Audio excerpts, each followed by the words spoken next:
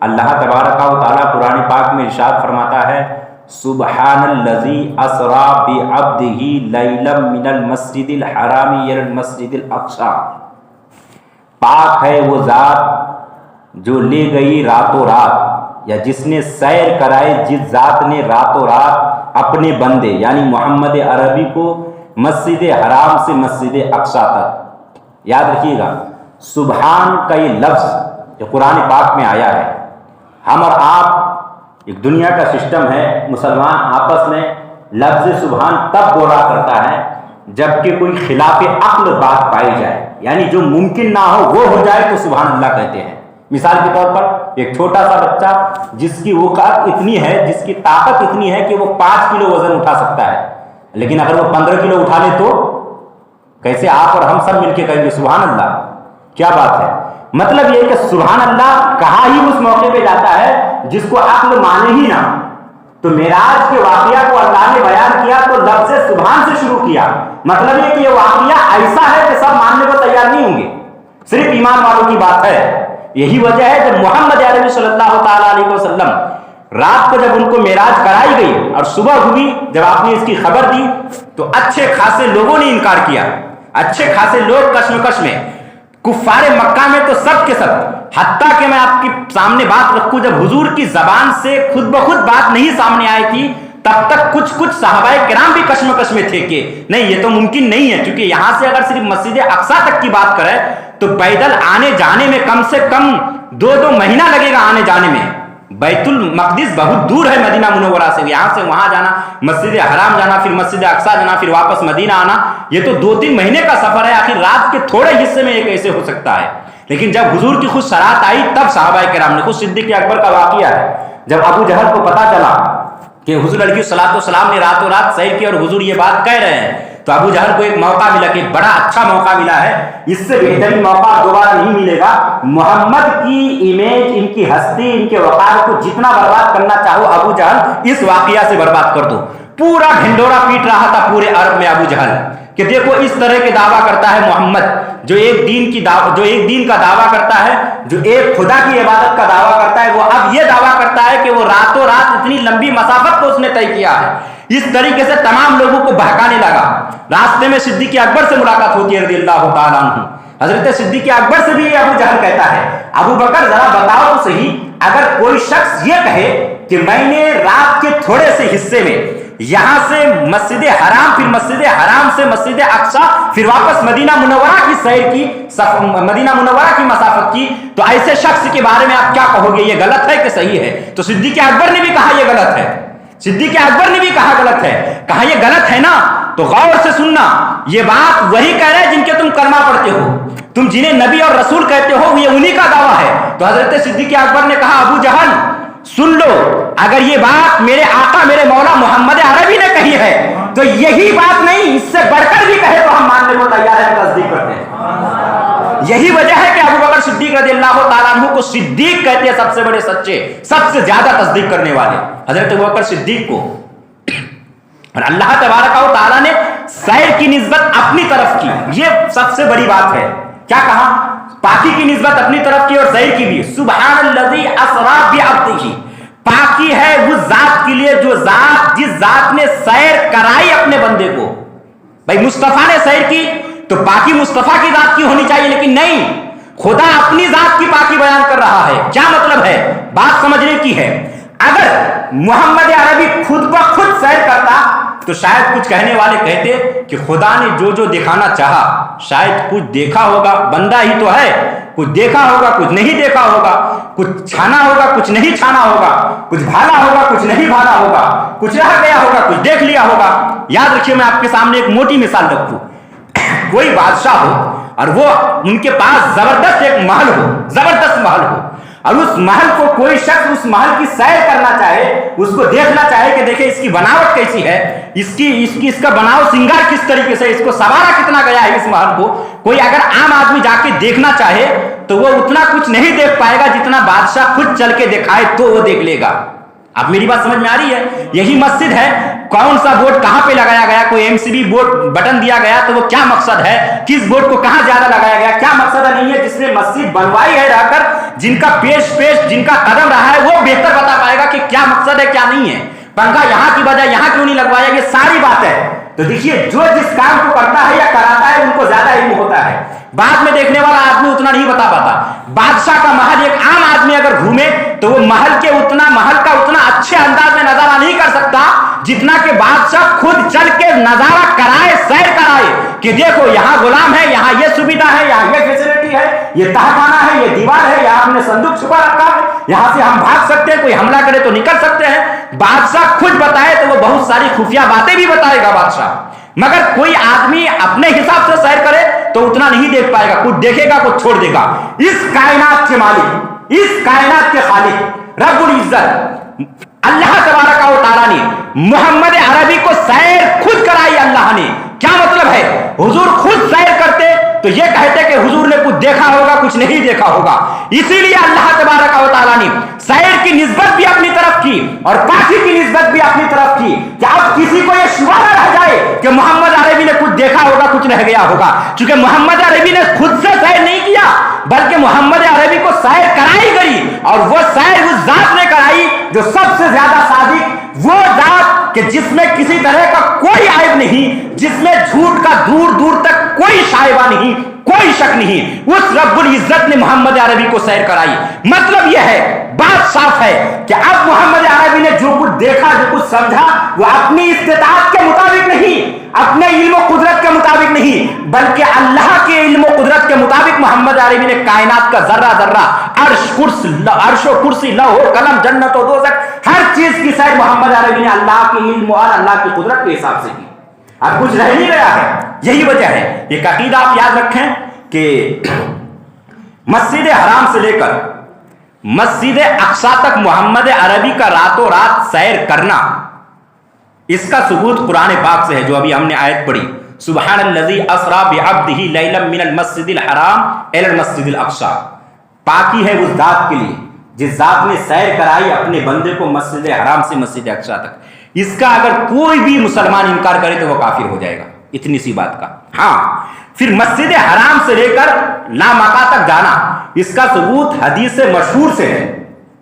یہ حدیث کی قسم میں سے کہہ لیجئے دوسری قسم کی حدیث ہوتی ہے، یہ اونچے کوالٹی کی حدیث ہوتی ہے، یہ یاد رکھیے گا، حدیث مشہور، اس سے اس کا ثبوت ہے۔ کوئی اگر اس کا انکار کرے لامکہ تک حضور کا جانا تو بددین اور گمراہ قرار پائے گا۔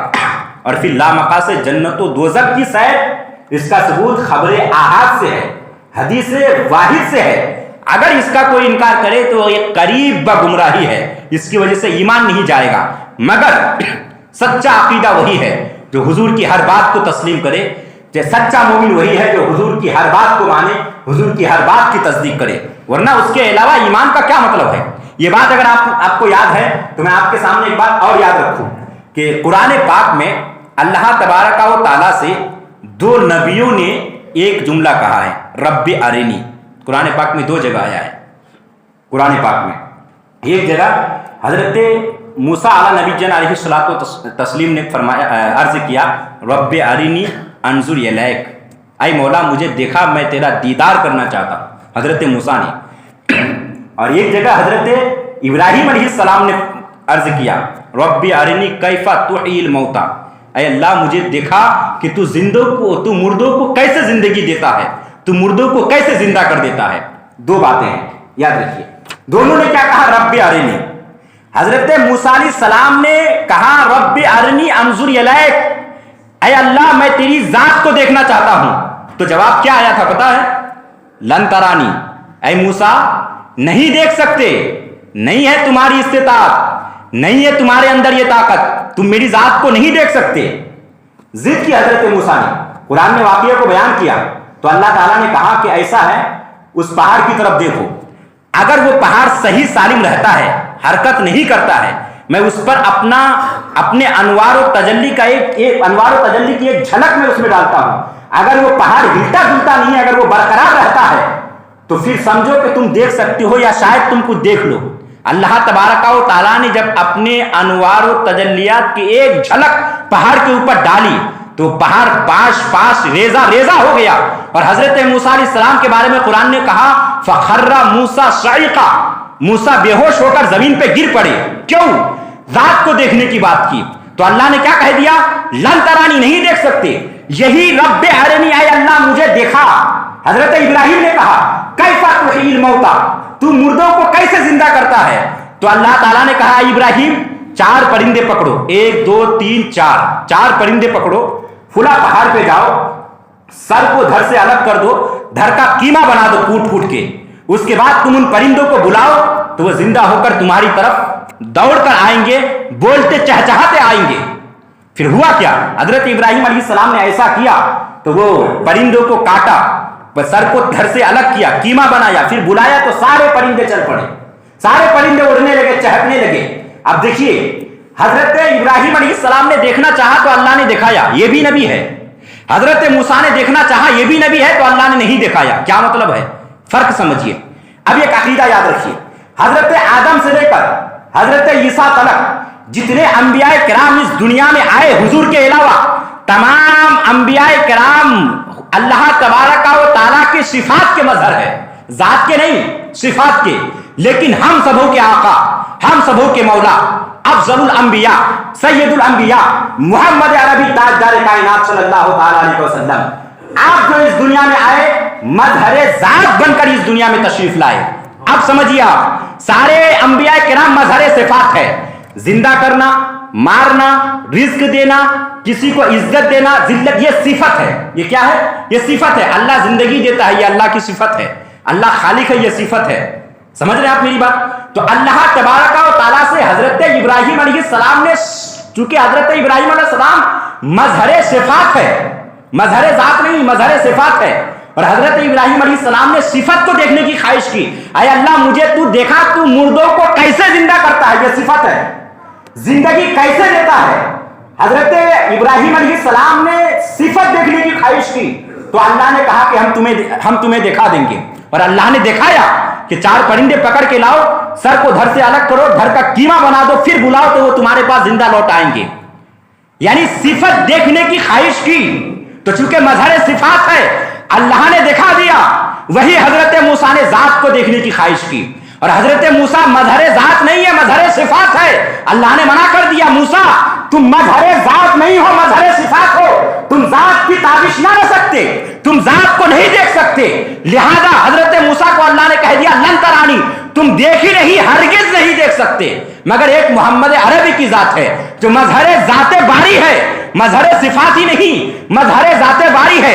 ख्वाहिश भी नहीं करते हैं, ख्वाहिश भी नहीं कहते हैं, वो तो बिस्तर इस्तिराहत पे हजरत उम्मे हानी के घर पे आराम से सोए हैं, लेटे हैं मोहम्मद अरबी। हजरत जिब्रील अमीन आते हैं और आके कहते हैं तुम्हें अल्लाह ने दावत नजारा दी है, अल्लाह तुम्हारा मुश्ताक है, चलो महबूब चलते क्यों नहीं। अब आप समझिए फर्क, 2 नबियों ने रब्बे अरनी कहा, हजरत मूसा ने हजरत इब्राहिम अलैहिस्सलाम, हजरत इब्राहिम अलैहिस्सलाम ने रब्बे अरनी कहा तो अल्लाह ने दिखा दिया। क्यों? क्योंकि हजरत इब्राहिम अलैहिस्सलाम मजहर सिफात है और आपकी जो सिफत है जिंदगी देना वो देखना चाहा तो हजरत इब्राहिम अलैहिस्सलाम को दिखा दिया गया। लेकिन हजरत मूसा अलैहिस्सलाम ने जो मजहर सिफात है, आपने जात को देखने की कोशिश की, आपने जात को देखने की ख्वाहिश की। रब्बी अरनी अंजुर इलैक, ऐ अल्लाह मुझे देखा, मैं तुझे देखना चाहता हूं। तो अल्लाह ने कह दिया लन तरानी, हरगिज नहीं देख सकते, मगर एक मोहम्मद अरबी का मकाम है, कहते कुछ नहीं है, आराम से हजरत उम्मे हानी के घर सोए हैं। जिब्रील अमीन खुद आके कहते हैं कि खुदा तेरा ऐ महबूब खुदा मुश्ताक है, आप चले तो सही। याद रखिए कि फर्क है मोहम्मद अरबी सल्लल्लाहु तआला अलैहि वसल्लम के मकाम और दीगर तमाम अंबिया किराम के मकाम में। तमाम अंबिया किराम मजहर सिफात बनकर इस दुनिया में तशरीफ लाए, मगर मोहम्मद अरबी मजहर जात बनकर तशरीफ लाए और खुद खुदा दावत नजारा दे रहा है कि महबूब आओ मेरी सूरत को देखो। अब आप समझिए इस बात को, जैसी अल्लाह की शान के लायक अल्लाह ने दावत दी और फिर मोहम्मद अरबी ने इस अंदाज से अपने रब का दीदार किया, इस अंदाज से किया। कुरान ने कहा मा जागल बसर वमा तगा, इस तरह देखा कि ना आंखें भटकी ना फिरी, कुछ नहीं, टच से बस नहीं हुआ, बिल्कुल अच्छे अंदाज में मोहम्मद अरबी ने रब का दीदार किया। इस सिलसिले में हम और भी बहुत सारी बातें आपके सामने रखेंगे, लेकिन एक बात मैं आपके सामने ये रख दूं कि एक है कि मालिक मकान खुद कहे, मकान का मालिक खुद कहे कि आओ मेरा मकान देख लो। اور یہ کہ ہے کہ کوئی آدمی عظیم الشان ایک محل ایک بنگلہ بنائے ایک کوٹھی بنائے تو لوگ غریب دیکھے عام آدمی دیکھے تو ان سے خواہش کرے کہ کبھی آپ مجھے دعوت دیں، میں کب آپ کے یہاں آپ کے محل یا آپ کی بلڈنگ کو دیکھنے آؤں، آپ کی کوٹھی کو دیکھنے آؤں۔ اب دیکھیے فرق ہوتا ہے، ایک آدمی زبردست کوٹھی بنائے تو کچھ لوگ دو طرح کے لوگ ہوں گے، کچھ وہ ہوں گے جو ان کو کہیں گے کہ مجھے آپ کوٹھی کب دکھائیں گے، اور کچھ وہ ہوں گے جن کو یہ کہیں گے آپ ہماری کوٹھی کب دیکھنے آئیں گے۔ اندازہ لگائیے، جن کو کہا جائے گا وہ کوئی عام آدمی نہیں ہوگا، وہ بڑا خاص ہوگا۔ کچھ لوگ وہ ہیں انبیاء کرام میں جو دیکھنے کی خواہش کرتے ہیں، مگر اللہ کیا کہتا ہے؟ لن ترانی، اللہ فرماتا ہے کہ نہیں دیکھ سکتے۔